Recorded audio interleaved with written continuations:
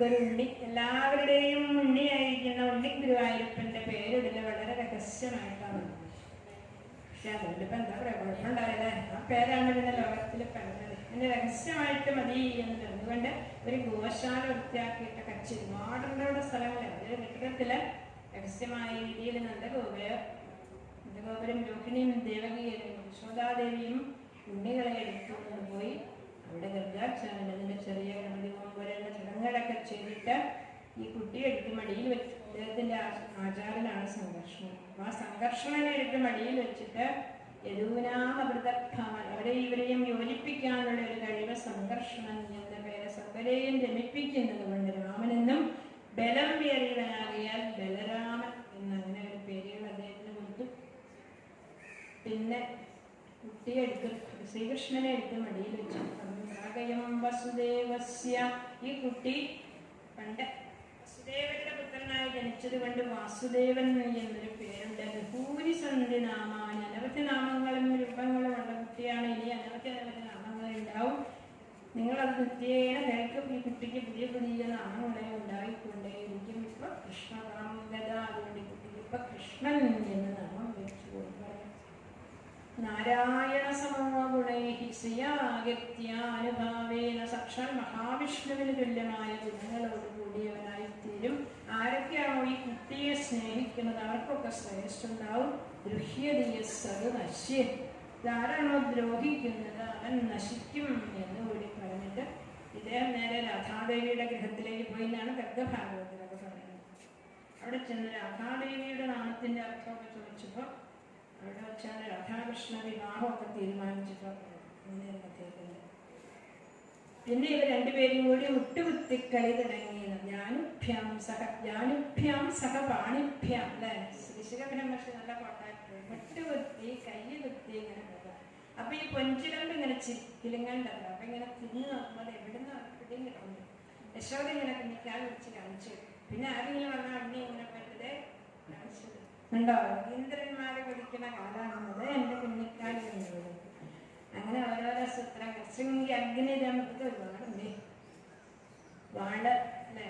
കത്തിയൊക്കെ പശുവിൻ്റെ കൊമ്പിൻ്റെ ഉള്ളിലൊക്കെ കയറിയിരിക്കട്ടെ. വളഞ്ഞ കൊമ്പുള്ള പശുവിൻ്റെ കുഞ്ഞി കൃഷ്ണനാണ്. ഇപ്പൊ ധാരാളം ചിത്രങ്ങൾ അങ്ങനെ വരുന്നുണ്ട്. ഉണ്ണികൃഷ്ണൻ കൊമ്പിനകത്ത് കയറി രുചകണ്ഠവേഭ്യാം, ഉള്ളിനകത്ത് എന്ന് കയറുന്ന അഗ്നിയില് കത്തി അങ്ങനെ എല്ലാം എടുത്ത് കളിച്ചു. കലേനപ്പേന അങ്ങനെ വന്നപ്പോ എന്തായി? കുട്ടിയെ നോക്കാൻ ആരെങ്കിലും ആക്കാമെന്ന് യശോദ വിചാരിച്ചു. അപ്പൊ യശോദ നന്ദഗോപുരോട് പറഞ്ഞു, കുട്ടിയെ നോക്കാൻ ആരെങ്കിലും ഒന്ന് ആക്കാറുണ്ടോ? രോഹിണി ദേവി പറഞ്ഞിട്ടില്ല. എല്ലാവരും കൂടി കുട്ടിയെ നോക്കാൻ ആളെ പറഞ്ഞപ്പോൾ 32 അമ്മമാര് വന്നു. 32 അമ്മമാർക്കും 32 കൊച്ചുങ്ങൾ, ഒരേ പ്രായവും 32 കുട്ടികളാണ്. ഒപ്പത്തിയിലുള്ള കുട്ടികൾ 32 പേരും. 32 കുട്ടികളുമായിട്ട് വന്നപ്പോ നമ്മളൊക്കെയാണെങ്കിൽ പറയും കുട്ടികളെ കൊണ്ട് ജോലിക്ക് വരണ്ടാന്ന് നമ്മളവർ പറഞ്ഞില്ല. അദ്ദേഹത്തിന് വലിയ 8 ഉണ്ടായി, വലിയ അറിയൊക്കെ ഉണ്ടായില്ല. അതിപ്പോ യശോദർ പറഞ്ഞു, നമ്മളൊരു കുട്ടി ഉണ്ടാവാൻ മോഹിച്ചല്ല കിങ്ങിണിയൊക്കെ എത്രയാണ് ഉണ്ടാക്കി വെച്ചത്. എല്ലാ കുട്ടികൾക്കും ഉണ്ടാക്കി കിങ്ങിണി, മായ, വള. പിന്നെ കൃഷ്ണനോട് പഴപ്പൊടി മേടിക്കെടുക്കേണ്ടത്. ഒരിക്കലും എന്താ മുരിക്കുമ്പൂവിന് വേണ്ടിയിട്ട് മോതിരം നിന്റെ കയ്യിൽ മോതിരം, മഹാലക്ഷ്മിയുടെ പേരൊക്കെ എഴുതിയ മോതിരല്ലേ, അത് കയ്യിലിട്ടേക്കണ കണ്ടപ്പോൾ അത് എനിക്ക് തരാമോന്ന് ചോദിച്ചു. നീ പകരം എനിക്ക് എന്ത് തരും? മുരിക്കുമ്പൂ തരാം, നല്ല ചുമന്ന പൂവേ. ആ മുരിക്കുമ്പൂവിന് മോതിരം കൊടുത്തു. മോളിൽ നിന്ന് മഹാലക്ഷ്മി കണ്ടു. ദൈവമേ, മിണ്ടില്ല. സ്നേഹത്തിൻ തങ്കഭിത്യാതരമയമതിന്നപ്രിയം ഭാവിയാതെ സേവിച്ചാളെന്ന ലോകോത്തര മധുരിമനം കണ്ടിതാവൂ മുകുന്ദ. നമ്മൾ ബാലലീലകൾ കാണുമ്പോൾ ആരാണെന്ന് കൂടി ചിന്തിക്കണം.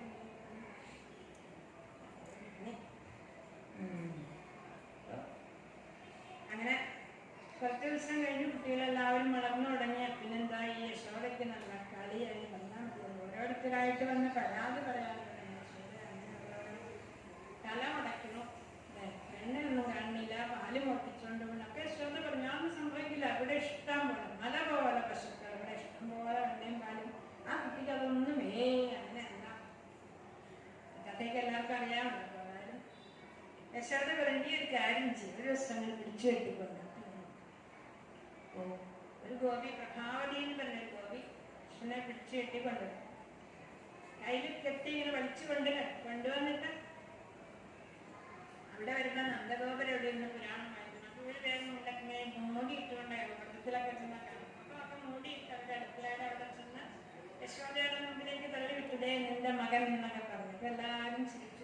രാമശേഷനൊക്കെ ഉണ്ടാവും, എല്ലാവരും ചിരിക്കുക. എന്താ ചിരിക്കണേന്ന് വെച്ച് നോക്കിയപ്പോൾ ആ മുത്തരിയൊക്കെ മാറ്റിയിട്ട് നോക്കുക എന്ന് പറഞ്ഞു. നോക്കിയപ്പോൾ അവളുടെ മണം തന്നെ ആയിരുന്നു. അപ്പൊ പെട്രാമനൊക്കെ പറഞ്ഞു, കണ്ടോ അമ്മ ഇങ്ങനെയാണ് അങ്ങനെ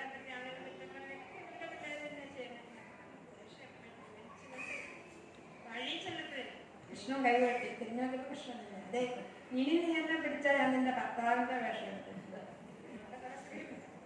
അവനെ പിടിച്ചിട്ട് കൊണ്ടുണ്ടല്ലോ വെച്ചിട്ട് ആ പരിപാടി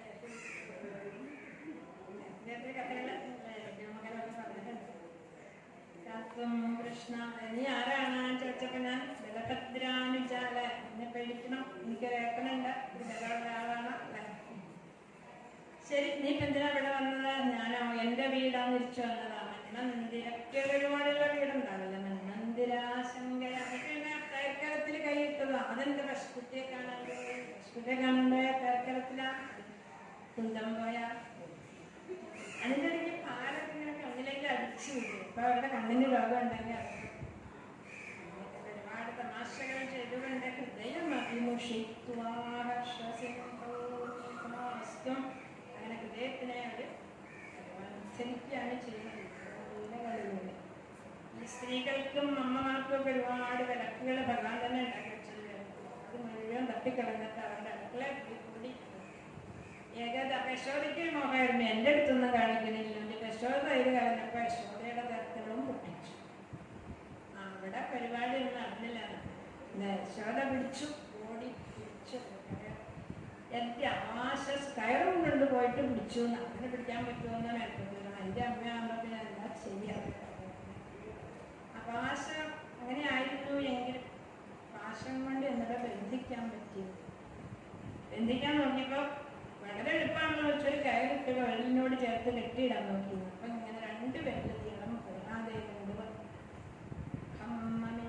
ഇതിന് വേണം പറയാം, ഞാൻ വൈരാഗ്യങ്ങളൊന്നും എന്തായാലും അനവധി കയറുകൾ കൊണ്ടുവന്ന് ബന്ധിച്ചിട്ടും പിന്നെയും വയ്യാൻ പോരാന്ന് തോന്നിയാണ്. നമുക്ക് ചില പരിപാടിയൊക്കെ ചെയ്യുമ്പോൾ അങ്ങനെ തോന്നാൻ ഉള്ള സമയം കൊണ്ട് ചെയ്തു തീർക്കാൻ പറ്റുക, അല്ല ഉള്ള പൈസ കൊണ്ട് ചെയ്തു തീർക്കാൻ പറ്റാക്കുകയാണെങ്കിൽ അഹങ്കാരം വന്നിട്ടില്ല. അവസാനം യശോദ നേരെയായി ഈശ്വര എനിക്കിത് സാധിക്കാതെ വരുമോ, മറ്റു ഗോപികളെ അവിടെയുള്ള കയറ് മുഴുവൻ ഉണ്ടെന്ന് പറഞ്ഞിട്ടുണ്ടായിരുന്നു.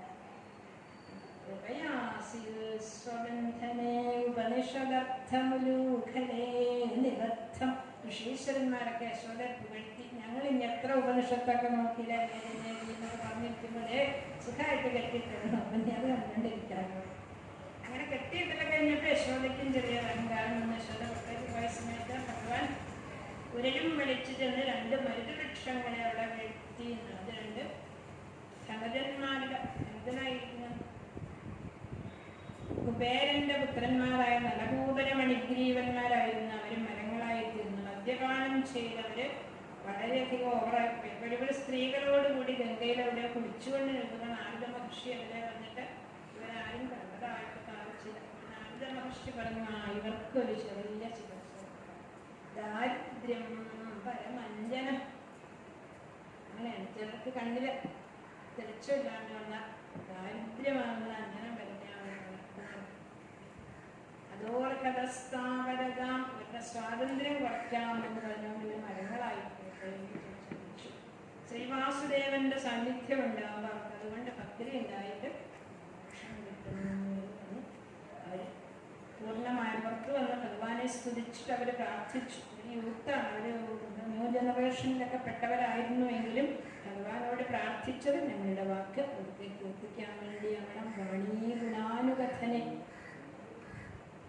കെട്ടിയിട്ടൊരുരരുവലിച്ചും കുട്ടി കൂട്ടുകാരൊപ്പം കളിച്ചും കട്ടുവെണ്ണയും പാലും ഭോജിച്ചും കുട്ടി ബ്രഹ്മമേ ഓടി വന്നാലും. അങ്ങനെയുള്ള കീർത്തനങ്ങൾ പാടാനായി തീരണം നിങ്ങളുടെ ജീവിതത്തിലെ കേൾക്കാനും അവിടുത്തെ കർമ്മങ്ങൾ ചെയ്യാനും മനസ്സ് വസിക്കാനുമായി തീരണമെന്ന് പ്രാർത്ഥിച്ചു.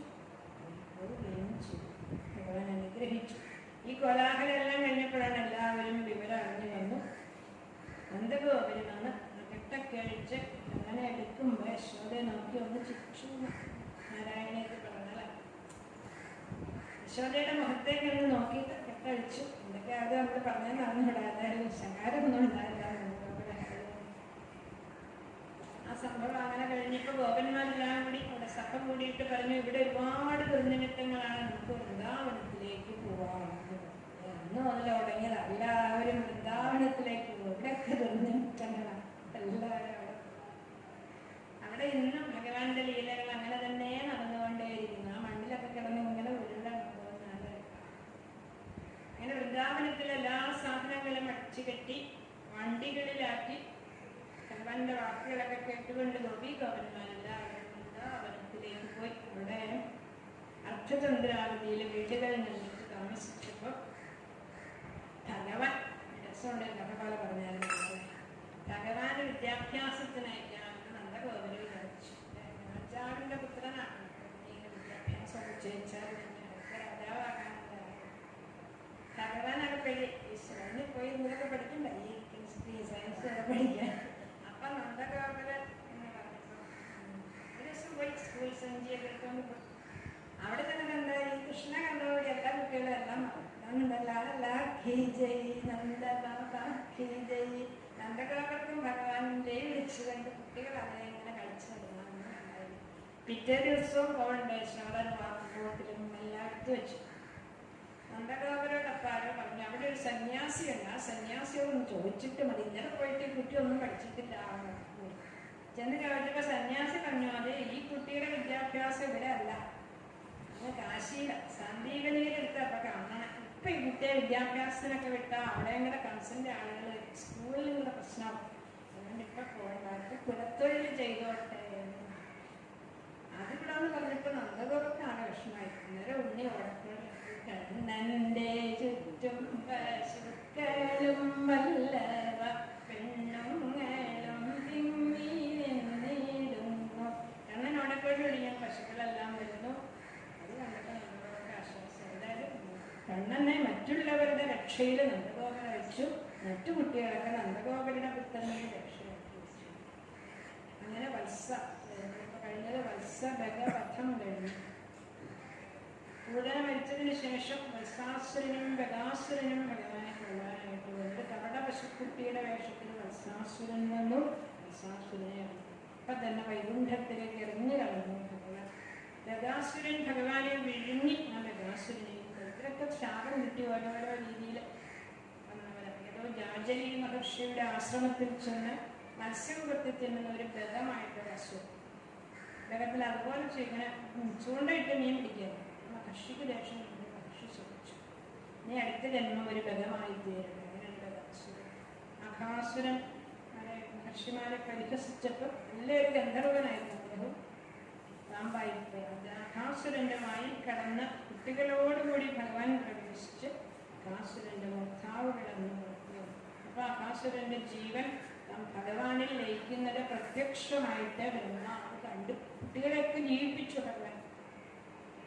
അത് ബ്രഹ്മാവ് കണ്ടപ്പോൾ ബ്രഹ്മാവിന് തന്നെ ഒരു അത്ഭുതമായി പോയി. കുട്ടിയാണ് ഇതിങ്ങനെ നന്ദഗോപന്റെ കുട്ടിയാണല്ലോ, എന്നാൽ ഈ കുട്ടിയെ നല്ലോണം പരീക്ഷിക്കണം എന്നൊക്കെ വിചാരിച്ചത്. നോക്കുമ്പോൾ യമുനാ തീരത്തെ മണത്തട്ടിൽ സുഖമായി ഊണിട്ടിരിക്കുക കുട്ടികളോടുകൂടി. ഭഗവാൻ നടുക്കിരിക്കണ കുഞ്ഞു കുഞ്ഞു കുട്ടികൾ ഇങ്ങനെ ഭഗവാന്റെ ചുറ്റുമായിട്ട് താമരപ്പൂ പോലെ ഇരിക്കുന്നു എല്ലാവരും കൂടി. അപ്പൊ നല്ല നല്ല ആഹാരങ്ങളൊക്കെ അന്യോനെ എറിഞ്ഞു കൊടുത്തുകൊണ്ടല്ലേ കുട്ടികളുടെ ഉച്ഛിഷ്ടം ഭുജിക്കുകയാണ്. ഭഗവാന്റെ ഉച്ഛിഷ്ടം നമ്മൾ ഭുജിച്ചാൽ കുഴപ്പമില്ല. അതുപോലെയാണോ ഈ ഗോപന്മാരോടൊക്കെ രുചിയൊക്കെ പറഞ്ഞിട്ടല്ലേ ഓരോന്നിന്റെ സ്വാദ കൂടി അതിനെ കുറിച്ചൊക്കെ നമ്മൾ ഓർമ്മ കഴിയുമ്പോൾ പറയുന്നത് പോലെ അതിന് ഉപ്പിട്ടിട്ടില്ല, അല്ലെങ്കിൽ ഇതിന് മധുരമില്ല, അങ്ങനെയൊക്കെ പറഞ്ഞുകൊണ്ട് ഇത് വളരെ നന്നായിരിക്കുന്നു, ഇതെനിക്കറിയാം രാധാദേവി ഉണ്ടാക്കിയതാണെന്നൊക്കെ പറഞ്ഞ് അങ്ങനെ കഴിച്ച് രസമായിട്ട് അവർ കഴിച്ചുകൊണ്ടിരിക്കുമ്പോൾ ബ്രഹ്മാവിനതൊന്നും ഇഷ്ടമായില്ല. ബ്രഹ്മാവ് വിചാരിച്ചൊരു സാധാരണ ഒരു മനുഷ്യക്കുട്ടി തന്നെയാണ്. ഒരു മനുഷ്യന് ഏറ്റവും വലിയ ദുഃഖം അവന്റെ സമ്പത്ത് നശിക്കുമ്പോഴല്ലേ. അതുകൊണ്ട് ഏറ്റവും വലിയ സമ്പത്ത് ഭഗവാന്റെ പശുവല്ല. അപ്പൊ ഈ പശുക്കുട്ടികളെയൊക്കെ അങ്ങ് മറച്ചു ബ്രഹ്മാവ്. ഊണ് കഴിച്ചുകൊണ്ടിരുന്നപ്പോൾ കുട്ടികൾ നോക്കുമ്പോൾ പശുക്കുട്ടികളെ ഒന്നും കാണാനില്ല. ഇത് ഭഗവാനോട് പറഞ്ഞിട്ട് ഭഗവാൻ പറഞ്ഞു, നിങ്ങൾ ഊണ് കഴിച്ചോളൂ, ഞാൻ ഇപ്പൊ കൊണ്ടുവരാമെന്ന് പറഞ്ഞു പോയി.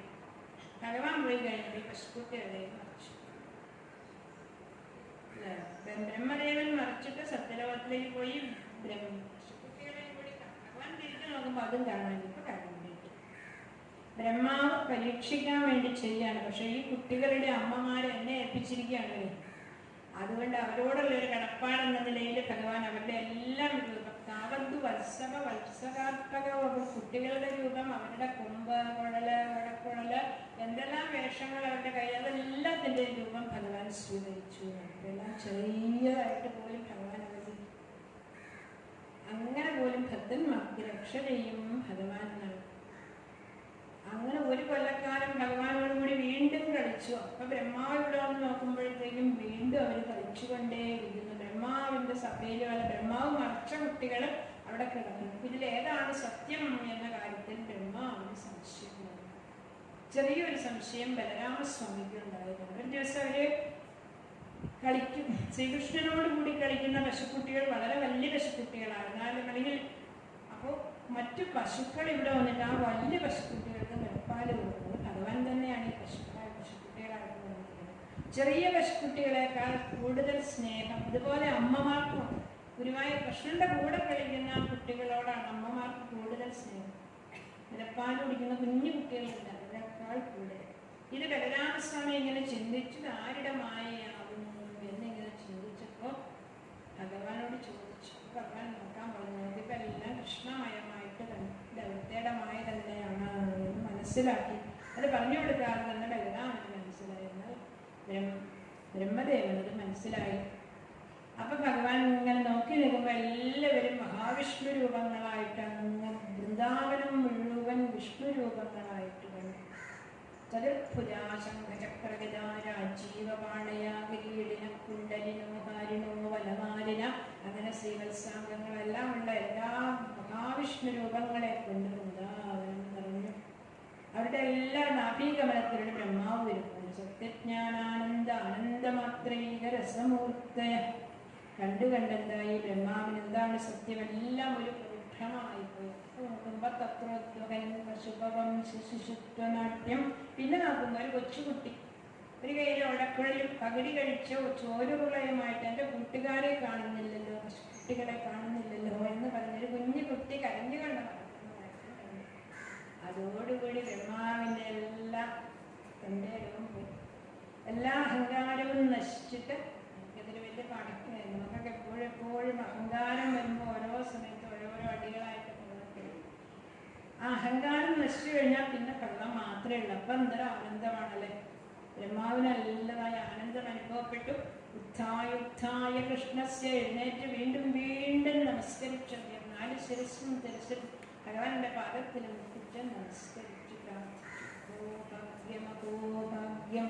ഈ നന്ദഗോപുരത്തിലെ ഓരോരുത്തരുടെയും ഭാഗ്യം അല്ലെ, അത് ഓർക്കുമ്പോൾ ഇവിടെ ഒരു പുല്ലായിട്ട് ജനിച്ചാലും മതി എന്നാണ് അദ്ദേഹം പ്രാർത്ഥിച്ചത്.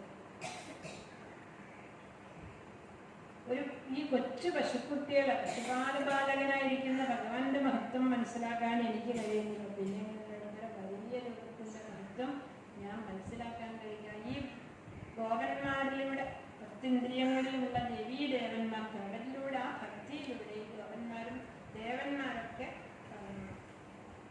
പുണ്യാത്മാക്കളായി കഴിഞ്ഞു.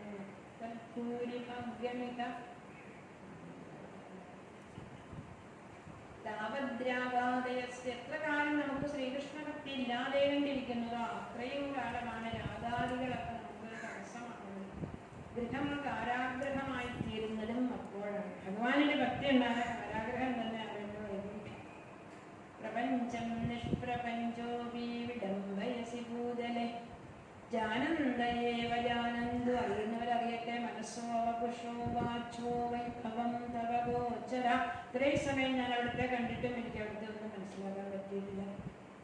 തുമേവ ജഗദം നാഥോ ജഗദേ ദത്തവാർപ്പിതം. അവിടുന്ന് ജഗദീശ്വരനാകുന്നു, ജഗത്താകയിൽ ലയിച്ചിരിക്കുന്നു. ഇങ്ങനെ പറഞ്ഞു കഴിഞ്ഞ ഭഗവാന്റെ പദങ്ങളിൽ വീണ് ബ്രഹ്മാവിനെ നമസ്കരിച്ചു. ഭഗവാൻ ബ്രഹ്മാവിനോട് കുക്കുള്ള ഭഗവാൻ വീണ്ടും വൃന്ദാവനത്തിലാണ്. ഗംഗാപുരത്ത് വരുമ്പോ എല്ലാവരും വട്ടത്തിലിരിപ്പുണ്ട്, എല്ലാവരുടെ ഉള്ളിൽ കയറും ചോറുണ്ട്, കുഴപ്പമില്ല. 1 വർഷം കഴിഞ്ഞു പോയത് വിഷ്ണുമായിരപ്പെട്ടവരാരും അറിഞ്ഞില്ല. അങ്ങനെ ബാക്കി ആഹാരവും കഴിച്ച് എല്ലാവരും അവരവരുടെ ഗ്രഹങ്ങളിലേക്ക് തിരിച്ചുപോയി. ബ്രഹ്മാവു കട്ടിയ വന്മായ കണ്ടിട്ടു തന്മായ